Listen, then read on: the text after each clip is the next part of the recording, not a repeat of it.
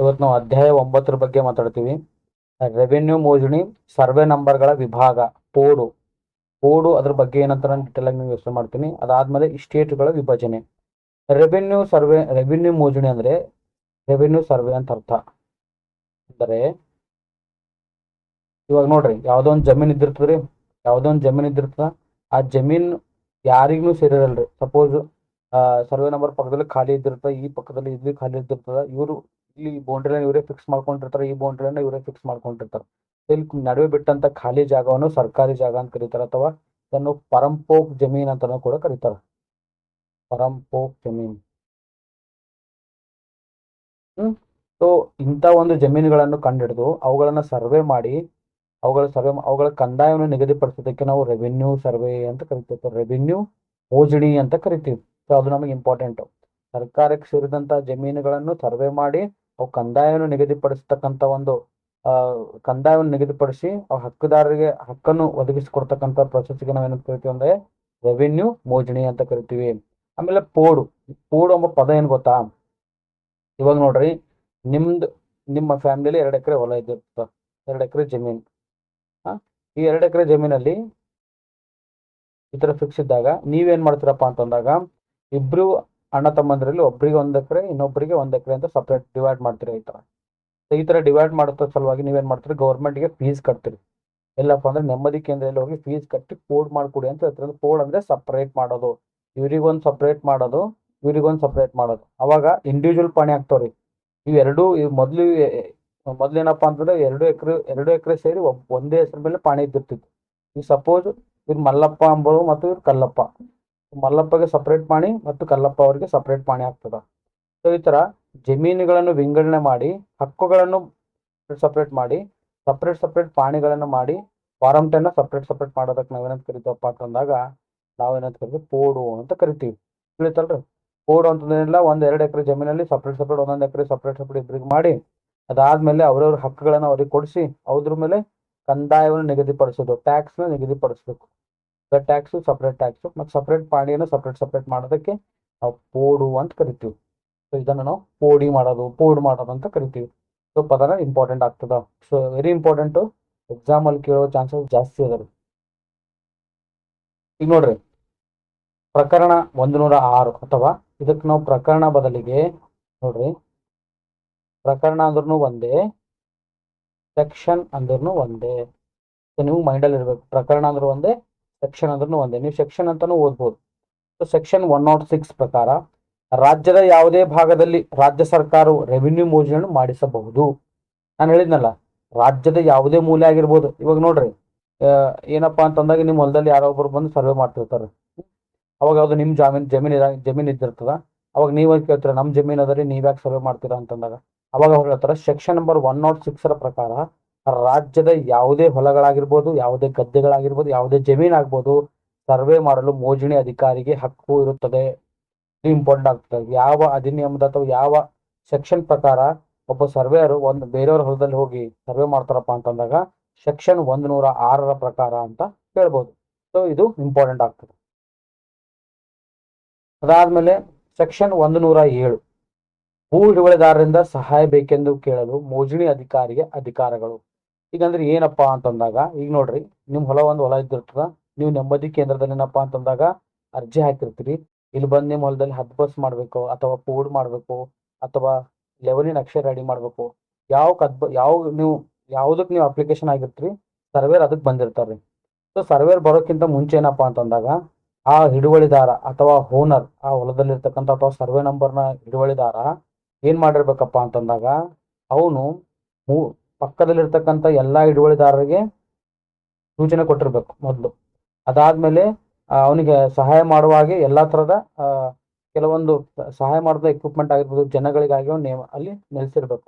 So ಮೊದ್ಲೇನ್ ಮಾಡ್ತಾರಪ್ಪ ಅಂದ್ರೆ server ಬಂದ್ಬಿಟ್ಟು ಅವ್ರಿಗೆ ನೋಟಿಸ್ ಕೊಟ್ಟು, ಸೊ ಅಕ್ಕಪಕ್ಕದಲ್ಲಿ ಇರ್ತಕ್ಕಂತಹ ಎಲ್ಲಾ ಜಮೀನ್ದಾರರಾಗಿರ್ಬೋದು ಅಥವಾ ಸರ್ವೆ ನಂಬರ್ನ ಹಿಡುವಳಿದಾರರಾಗಿರ್ಬೋದು ಅವರಿಗೆ ನೋಟಿಸ್ ಕೊಟ್ಟು ಅವತ್ತಿನ ದಿವಸ ಹಾಜರಿರುವಂತೆ ನೋಟಿಸ್ ಕೊಡ್ತಾರೆ. ಅವರು ಕಂಪಲ್ಸರಿ ಹಾಜರಿರ್ಬೇಕಾಗ್ತದ. ಇದ್ದಾಗ ಮಾತ್ರ ಅವರು ಸಕ್ಷಮದಲ್ಲಿ ಅವರು ಸರ್ವೆ ಮಾಡಿರ್ತಾರೆ. ಸೊ ಅದನ್ನ ಹೇಳ್ತಾರೆ ಇಲ್ಲಿ, ಭೂ ಹಿಡುವಳಿದಾರರಿಂದ ಸಹಾಯ ಬೇಕೆಂದು ಕೇಳಲು ಮೋಜಣಿ ಅಧಿಕಾರಿಯ ಅಧಿಕಾರ. ಸೊ ಏನ್ ಮಾಡ್ತಾರಪ್ಪ ಅಂತ ಬಂದು ಇವರೆಲ್ಲ ಹಾಜರಿರ್ಬೇಕು. ಆಮೇಲೆ ಆಮೇಲೆ ಅವ್ರಿಗೆ ಏನಪ್ಪಾ ಅಂದ್ರೆ ಕೆಲವೊಂದು ಸಹಾಯಕವಾದ ಟೂಲ್ಸ್ಗಳು ಇದಿರ್ತಾವೆ, ಟೂಲ್ಸ್ಗಳನ್ನ ಹಿಡ್ಕೊಳ್ಳೋಕೆ ಸಹಾಯ ಮಾಡಿರ್ಬೇಕು. ಆಮೇಲೆ ಕೋಆಪರೇಟ್ ಮಾಡ್ಬೇಕಂತ ಹೇಳ್ಬಿಟ್ಟು ಸರ್ವೇರ್ಗೆ ಒಂದು ಅಧಿಕಾರ ಇದ್ದಿರ್ತವೆ. ಸೊ ಇದು ಇಂಪಾರ್ಟೆಂಟ್. ಸರ್ವೇರ್ಗೆ ಏನೇನು ಅಧಿಕಾರಪ್ಪ ಅಂತಂದಾಗ 107 ಹೇಳುತ್ತಾ. ಆಮೇಲೆ 108ನೇ ಪ್ರಕರಣದಾಗ ನೋಡ್ತೀವಿ. 108 ಪ್ರಕರಣ ಅಂದ್ರ ಸರ್ವೆ ನಂಬರ್ನ ಕನಿಷ್ಠ ವಿಸ್ತೀರ್ಣ. ಇದು ಬರ್ತಕ್ಕಂತಹ ಪದ ಇಲ್ಲಪ್ಪ ಅಂದ್ರ ಮೂಲ ಸರ್ವೆ. ಸೊ ಇಲ್ಲಿವರೆಗೆ ಎಷ್ಟು ಸರ್ವೆ ಆಗ್ಯಾವ ಅಂದ್ರೆ 2 ಸರ್ವೆ ಆಗಿದೆ. ಒಂದು ಮೂಲ ಸರ್ವೆ, ಇನ್ನೊಂದು ರೀಸರ್ವೆ. ಒಂದು ಮೂಲ ಸರ್ವೆ, ಇನ್ನೊಂದು ರೀಸರ್ವೆ ಆಗಿದ್ರಿ. ನೆಕ್ಸ್ಟ್ ಈಗ ಮತ್ತೊಂದು ಪ್ಲಾನ್ ಇದೆ ರೀ, ಮತ್ತೆ ರೀಸರ್ವೆ ಮಾಡ್ಬೇಕಂತ ಪ್ಲಾನ್ ಮಾಡ್ತಿದ್ದಾರೆ. ಮುಂದೆ ನೋಡೋಣ. ಮಿನಿಸ್ಟರ್ ಒಂದೆರಡು ಸಲ ಸ್ಟೇಟ್ಮೆಂಟ್ ಕೊಟ್ಟಿದ್ದಾರೆ ರೀಸರ್ವೆ ಮಾಡ್ತೀನಿ ಅಂತ ಹೇಳ್ಬಿಟ್ಟು. ಮುಂದೆ ನೋಡ್ತೀವಿ ನಾವು. ಸೊ ಇಲ್ಲಿ ಏನಪ್ಪಾ ಅಂದ್ರೆ ಮೂಲ ಸರ್ವೆ ಸಮಯದಲ್ಲಿ ಈಗ ನೋಡ್ರಿ, ನೀವೇನ್ ಮಾಡ್ತೀರಾ, ಒಂದು 5 ಎಕರೆ ಜಮೀನ್ ಇಲ್ಲಿ ಕಬ್ಜಾ ಮಾಡಿರ್ತೀರ. ಇಲ್ಲೊಬ್ಬ 2 ಎಕರೆ ಮಾಡಿದ್ರು, ಇಲ್ಲಿ 1 ಎಕರೆ ಮಾಡಿದ್ರು, ಇಲ್ಲಿ 10 ಗುಂಟೆ ಮಾಡಿರ್ತಾರ. ಇವರೆಲ್ಲ ಜಮೀನ್ ಏನ್ ಮಾಡಿದ್ರು, ಕಬ್ಜಾ ಮಾಡ್ಕೊಂಡಿಟ್ಟಿರ್ತಾರ. ಸೊ ಕಬ್ಜಾ ಮಾಡ್ಕೊಂಡಿಟ್ಟು ಇಲ್ಲಿ ಕೊಟ್ಟಂತ ತಹಸೀಲ್ದಾರ್ ಒಂದು ನೀವು ಅಲ್ಲಿ ಕಲ್ಟಿವೇಶನ್ ಮಾಡಿರ್ತಾರಲ್ಲ, ನೀವೇನಲ್ಲಿ ಬೆಳೆ, ಆ ಬೆಳೆ ಆಧಾರದ ಮೇಲೆ ನಿಮ್ಗೆ ಏನ್ ಮಾಡ್ತಾವ, ಒಂದು ಪ್ರಮಾಣ ಪತ್ರ ಕೊಟ್ಟು, ರೈತ ಪ್ರಮಾಣ ಪತ್ರ ಅಂತ ಕೊಡ್ತಿದ್ರು ಅವಾಗ. ಇದು ನಾವು 1950 ಬಗ್ಗೆ ಮಾತಾಡ್ತಿದೀವಿ. ಅಂತ ಸಮಯದಲ್ಲಿ ಕೊಡ್ತಿದ್ರು ತಹಸೀಲ್ದಾರ್, ಇವ್ರಿಗೆ ಇಷ್ಟ ಎಕರೆ, ಇವ್ರಿಗೆ ಇಷ್ಟ ಎಕರೆ ಅಂತ. ಅದನ್ನು ಸರ್ವೆ ಮಾಡುವ ಸಮಯದಲ್ಲಿ ಅವ್ರು ಬಂದಂತ ಅಧಿಕಾರಿಗಳು ಇವರಿಗೆ ಕಡಿಮೆ ಇಲ್ಲದಷ್ಟು, ಇವ್ರು ಎಷ್ಟು ಮೆನ್ಷನ್ ಮಾಡಿರ್ತಾರಲ್ಲ 5 ಎಕರೆ ಅಂತೇಳಿ, ಆ 5 ಎಕರೆ ಅಷ್ಟು ಜಮೀನು ಸರ್ವೆ ಮಾಡಿ ಅವರಿಗೆ ದಾಖಲೆಗಳ ಸಮೇತ ಕೊಡೋದಕ್ಕೆ, ಅದಕ್ಕೆ ಮೂಲ ಸರ್ವೆ ನಂಬರ್ನ ಕನಿಷ್ಠ ವಿಸ್ತೀರ್ಣಕ್ಕೆ ಕಡಿಮೆ ಬಾರದಂತೆ ಸರ್ವೆ ಮಾಡ್ಬೇಕಂತ ಹೇಳ್ಬಿಟ್ಟು ಮೂಲ ಸರ್ವೆ ಹೇಳ್ತದ. ಸೊ ಒಟ್ಟಾರೆ ನೆನ್ಪಿಡ್ಬೇಕು. Very important. ಏನಪ್ಪಾ ಅಂದ್ರೆ 108 ಪ್ರಕರಣ ಯಾವುದಕ್ಕೆ ಸಂಬಂಧಪಟ್ಟಂದ್ರ ಸರ್ವೆ ನಂಬರ್ನ ಕನಿಷ್ಠ ವಿಸ್ತೀರ್ಣಕ್ಕೆ ಕಡಿಮೆ ಬಾರದಂತೆ ನಾವು ಸರ್ವೆ ಮಾಡ್ಬೇಕಂತ ಹೇಳ್ತಿರ್ತದ. ಅವ್ರು ಎಷ್ಟು ತೋರಿಸ್ಕೊಡ್ತಾರ ಜಮೀನ, ಅದಕ್ಕಿಂತ ಕಡಿಮೆ ಬಾರದಂಗ ನಾವು ಸರ್ವೆ ಮಾಡ್ಕೊಡ್ರಿ ಅಂತ ಹೇಳ್ಬಿಟ್ಟು ಅವತ್ತಿನ ರಾಜ್ಯ ಸರ್ಕಾರ ಏನ್ ಮಾಡ್ತಾರ, ಆದೇಶ ಮಾಡಿರ್ತಾರ. ಇಂಪಾರ್ಟೆಂಟ್. ಸೊ ಮೂಲ ಸರ್ವೆ ಪದದಲ್ಲಿ ಬಂದಿರತಕ್ಕಂಥದ್ದು ಪದ ಆಗ್ತದೆ.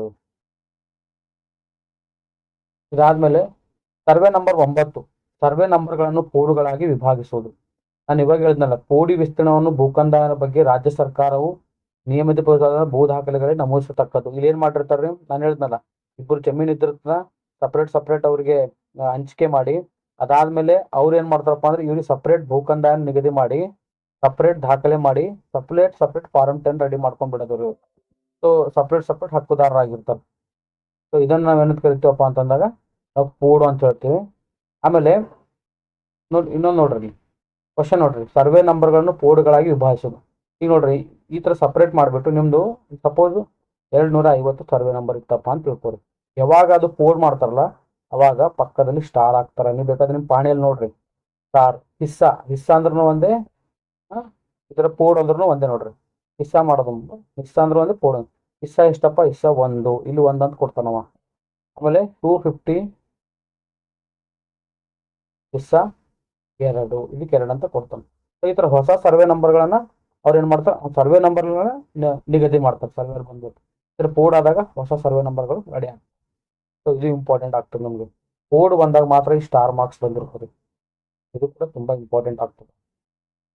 ಸರ್ವೆ ನಂಬರ್ಗಳನ್ನು ಕೋಡ್ಗಳಾಗಿ ವಿಭಾಗಿಸೋದು. ಈ ಸರ್ವೆ ನಂಬರ್ಗಳನ್ನು ಕೋಡ್ಗಳನ್ನ ಮಾಡಿ ಸಪ್ರೇಟ್ ಪಾಣಿಗಳನ್ನ ಮಾಡಿ ಸಪ್ರೇಟ್ ಟ್ಯಾಕ್ಸ್ ಅನ್ನು ವಿಧಿಸಬಹುದು ಸರ್ಕಾರ. ಇದಕ್ಕೆ ನಾವು ಕೋಡು ಕರಿತೀವಿ.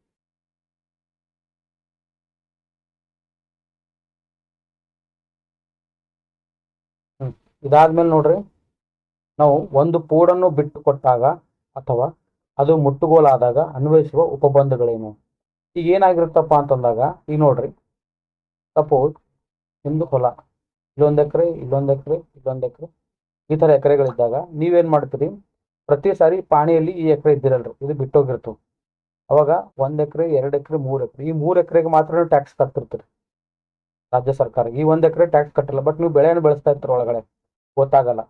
ಆಮೇಲೆ ಇನ್ನೊಂದೇನಪ್ಪ ಅಂತಂದಾಗ, ಈ 3 ಎಕರೆ ಮಾತ್ರ ಪಹಣಿಯಲ್ಲಿ ಮೆನ್ಷನ್ ಆಗಿರ್ತೀರಿ, ಆಯ್ತಾ. ಇವೆಲ್ಲ ಈ ಎಕರೆ ಮೆನ್ಷನ್ ಆಗಿರಲ್ಲ.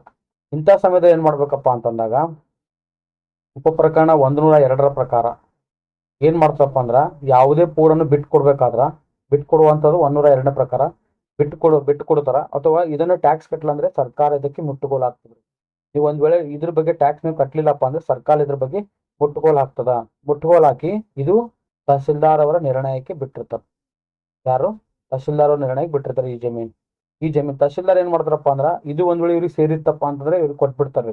ಇವ್ರಿಗೆ ಸೇರಿಲ್ಲಪ್ಪ ಅಂತಂದಾಗ ಅವ್ರು ಏನ್ ಮಾಡ್ತಾರ, ಆ ಅದಕ್ಕೆ ಎಷ್ಟು ವ್ಯಾಲ್ಯೂ ಇದೆ ನೋಡ್ರಿ. ಈಗ 10 ಲಕ್ಷ ಎಕರೆ ಇತ್ತಂದಾಗ 10 ಲಕ್ಷ ಎಕರೆ ತಗೊಳ್ಳಿ ಅಂತ ಹೇಳ್ಬಿಟ್ಟು ಬೇರೆ ಸರ್ವೆ ನಂಬರ್ ಆಜು ಬಾಜು ಸರ್ವೆ ನಂಬರ್ಗಳಿಗೆ ಹೇಳಿರ್ತಾರೆ. ಬಟ್ ಅವ್ರು ತಗೊಳ್ಳಿಲ್ಲ, ಜಾಸ್ತಿ ಜಮೀನು ಇತ್ತ ಬಿಟ್ಬಿಟ್ರತಪ್ಪ ಅಂತಂದಾಗ ಅವ್ರು ಏನ್ ಮಾಡ್ತಾರ, ವಿಲೇವಾರಿ ಮಾಡ್ತಾರ, ಮಾರಾಟ ಮಾಡ್ತಾರ, ನೀಲಾಮ್ ಮಾಡ್ತಾರ.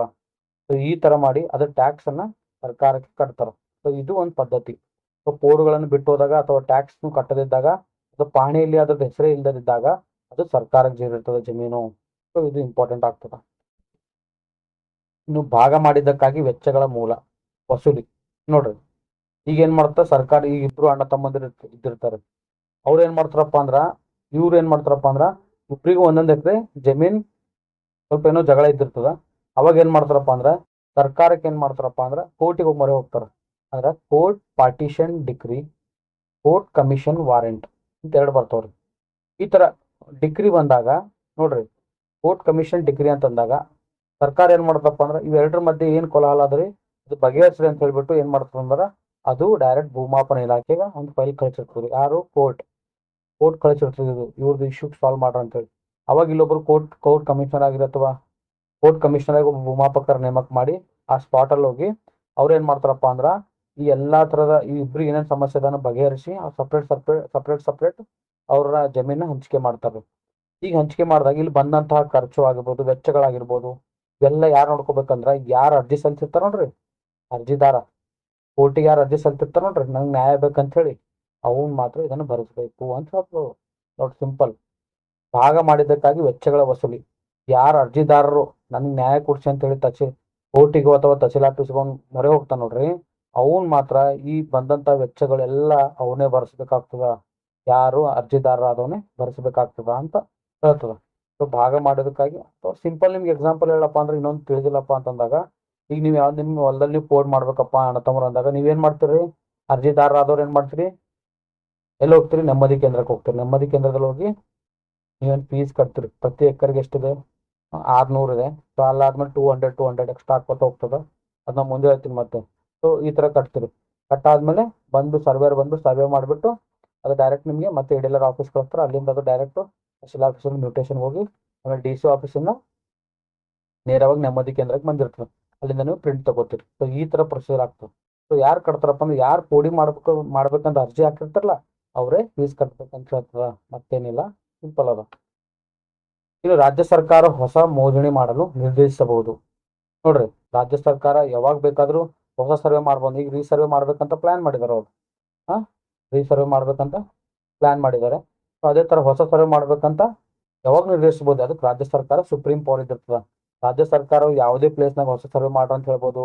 ಅಥವಾ ಅವ್ರು ಏನ್ ಮಾಡ್ತಾರ ಅಂದ್ರ ಭೂಮಾಪನ ಇಲಾಖೆಗೆ ನಿರ್ದೇಶನ ಕೊಟ್ಟಿರ್ತಾರ. ಅವ್ರು ಏನ್ ಮಾಡ್ತಾರ ಹೊಸ ಕಾರ್ಯವನ್ನು ಕೈಗೊಳ್ಳಬಹುದು. ಸೊ 112 ಪ್ರಕಾರ ರಾಜ್ಯ ಸರ್ಕಾರ ಹೊಸ ಮೋಜಣಿ ಕಾರ್ಯವನ್ನು ಕೈಗೊಳ್ಳಬಹುದು ಅಥವಾ ಹೊಸ ಸರ್ವೆಯನ್ನು ಮಾಡಬಹುದು ಅಂತ ಹೇಳ್ತಾರೆ. ಇದಾದ್ಮೇಲೆ ಅಂಕಿಅಂಶಗಳ ಮತ್ತು ಹಣಕಾಸಿನ ದಾಖಲೆಗಳನ್ನು ಸಿದ್ಧಪಡಿಸುವುದು.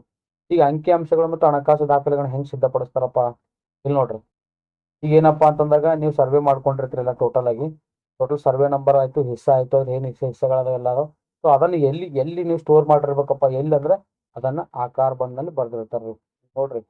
ಆಕಾರ ಬಂದ್ ಅಂತ ಇದ್ದಿರ್ತ, ಆಕಾರ ಬಂದ್ ನಿಮ್ ಪಾಣಿ ಒಳಗೆ ಇದ್ದಿರ್ತ, ಆಕಾರ ಬಂದ್ ನೋಡ್ಕೊಂಡು ಬೇಕಾದ್ರ ಈ ಆಕಾರ ಬಂದಾಗ ಬಂದಿರ್ತದೆ. ಈ ಆಕಾರ ಬಂದ್ ಒಂದು ದೊಡ್ಡ ರಿಜಿಸ್ಟರ್ ಇದ್ದಿರ್ತದೆ. ನೀವು ಎಲ್ಲೇ ಪೋಡ್ ಮಾಡಿರ್ಬೋದು ಅಥವಾ ಒಂದು ನಕಾಶಲ್ಲಿ ಏನೋ ಬದಲಾವಣೆಗಳಾದ್ರು ಈ ಆಕಾರ ಬಂದಲ್ಲಿ ನೋಡ್ಬೋದು. ಈ ಆಕಾರ ಬಂದ್ ಎದ್ರೊಳಗೆ ಇಟ್ಟಿರ್ತಾರಪ್ಪ ಅಂದ್ರೆ ಬಸ್ತಾದಾಗ ಇಟ್ಟಿರ್ತಾರೆ. ನೆನ್ಪಿರ್ಬೇಕು, ಬಸ್ತಾಗಳದಾಗ ಇಟ್ಟಿರ್ತಾರೆ. ಬಸ್ತಿನ ಆಕಾರ ಬಂದಕ್ಕಿಂತ ಆಕಾರ ಬಂದ್ ಆಧಾರದ ಮೇಲೆ ಏನ್ ರೆಡಿ ಆಗಿರ್ತದೆ, ಪಾಣಿ ರೆಡಿ ಆಗಿರುತ್ತೆ. ಇದು ನಿಮ್ಗೆ ಗೊತ್ತಿರ್ಬೇಕು. ಆಕಾರ ಬಂದ ಆಧಾರದ ಮೇಲೆ ಪಾಣಿ ರೆಡಿ ಆಗಿರ್ತದೆ. ಆಕಾರ ಬಂದು ಬಸ್ತಾ ಒಳಗಡೆ ಆಕಾರ ಬಂದಿರ್ತದೆ. ಆಕಾರ ಬಂದ ಆಧಾರದ ಮೇಲೆ ಪಾಣಿ ರೆಡಿ ಆಗಿರ್ತದೆ. ಸೊ ಇದು ಇಂಪಾರ್ಟೆಂಟ್. ಪಾಣಿ ಪ್ರೈಮರಿ ಪ್ರಾಥಮಿಕ ದಾಖಲೆ ಯಾವ್ದಪ್ಪ ಅಂದ್ರೆ ಆಕಾರ ಬಂದ್ ಪ್ರಾಥಮಿಕ ದಾಖಲೆ ಆದರೆ ಪಹಣಿ ದ್ವಿತೀಯ ದಾಖಲೆ ಆಗಿರ್ತದ. ಇದ್ರದ್ದು ಆಧಾರದ ಮೇಲೆ ಇದು ರೆಡಿ ಆಗಿರ್ತದೆ. ಸೊ ಫೈನಲ್ ಆಕಾರ ಬಂದೇ ಆಗಿರ್ತದ. ಇದು ನಿಮ್ಗೆ ತಲೆಗಿದ್ದಿರ್ಬೇಕು. ಈ ಅಂಕಿ ಅಂಶಗಳೆಲ್ಲ ನೀವು ಏನೇನ್ ಸರ್ವೆ ಮಾಡಿರ್ತೀರಿ, ಆಮೇಲೆ ಯಾರಿಗೆ ಎಷ್ಟು ಟ್ಯಾಕ್ಸ್ ಅದ, ಈ ಜಮೀನಿಗೆ ಎಷ್ಟು ಟ್ಯಾಕ್ಸ್ ಅದ, ಈ ಮಣ್ಣಿಗೆ ಆಧಾರ ಮೇಲೆ ಎಷ್ಟು ಟ್ಯಾಕ್ಸ್ ಅದ, ಆಮೇಲೆ ಇದು ಯಾರ ದಾಖಲೆ ಯಾರ ಹೆಸರು ಮೇಲೆ ಇದೆ. ಸೊ ಈ ತರ ಇದು ಅಂಕಿ ಅಂಶಗಳ ಸಮೇತ ಎದ್ರಾಗಿದ್ದಿರ್ತಪ್ಪ ಅಂದ್ರ ಅದು ಆಕಾರ ಬಂದಾಗಿದ್ದಿರ್ತದ. ಇದು ಯಾವಾಗ ಸಿದ್ಧಪಡಿಸ್ತಂದ್ರೆ ಪ್ರಕರಣ 113 ಪ್ರಕಾರ ಈ ಅಂಕಿ ಅಂಶಗಳು ಮತ್ತು ದಾಖಲೆಗಳನ್ನು ತಯಾರಿಸ್ತಾರ. ಅದಕ್ಕೆ ಇನ್ನೊಂದು ಕಂದಾಯ ವ್ಯವಸ್ಥೆ ರಿಜಿಸ್ಟರ್ ಅಂತ ಕೂಡ ಕರೀತಾರೆ. ಒಂದು ಕಂದಾಯ ವ್ಯವಸ್ಥೆ ರಿಜಿಸ್ಟರ್ ಇದ್ದಿರ್ತ ಆ ರಿಜಿಸ್ಟರ್ನಲ್ಲಿ ಎಲ್ಲಾ ತರದ ದಾಖಲೆಗಳನ್ನ ಮೆನ್ಷನ್ ಮಾಡಿರ್ತಾರ ಅಂಬದ್ ಇಂಪಾರ್ಟೆಂಟ್. ಸೊ ಇಷ್ಟೇನಪ್ಪಾ ಅಂತಂದಾಗ ನಾವು ಇವತ್ತು ನೋಡ್ತೀವಿ. ಸೊ ನಿಮ್ಗೆಲ್ಲರಿಗೂ ಅರ್ಥ ಆಗಿದೆ ಅನ್ಕೊಂಡಿನಿ. ಸ್ವಲ್ಪ ಸಿಂಪಲ್ ಆಗಿ ಹೋಗೋಣ ಟಾಪಿಕ್ಸು. ಅದಾದ್ಮೇಲೆ ಸೊ 1 ತಾರೀಕಿಂದ ಫೆಬ್ರವರಿ 1ರಿಂದ ಕ್ವಶನ್ಸ್ನ ಡಿಸ್ಕಸ್ ಮಾಡಕ್ಕೆ ಸ್ಟಾರ್ಟ್ ಮಾಡೋಣ. ಸೊ ಎಲ್ಲ ಯಾವ ಥರ ಕ್ವಶನ್ ಬಂದಿರ್ತಾವೆ ಯಾವ ಥರ ಅಂತ ಹೇಳ್ಬಿಟ್ಟು ಡಿಸ್ಕಸ್ ಮಾಡೋಣ. ಅವಾಗ ನಮಗೆ ನೀಟಾಗಿ ಎಲ್ಲ ಯಾವ ಥರ ಕ್ವಶನ್ಸ್ ಬರ್ಬೋದು ಎಕ್ಸಾಮ್ಗಂತ ಅರ್ಥ ಆಗ್ತದೆ. ಇದಾದ್ಮೇಲೆ ನೆಕ್ಸ್ಟ್ ನಾನು ಕನ್ನಡ ಸ್ಟಾರ್ಟ್ ಮಾಡ್ತೀನಿ. ಓಕೆ, ಧನ್ಯವಾದಗಳು. ಎಲ್ಲರೂ ಸಬ್ಸ್ಕ್ರೈಬ್ ಮಾಡಿ, ಲೈಕ್ ಮಾಡಿ ಆ್ಯಂಡ್ ಶೇರ್ ಮಾಡಿ.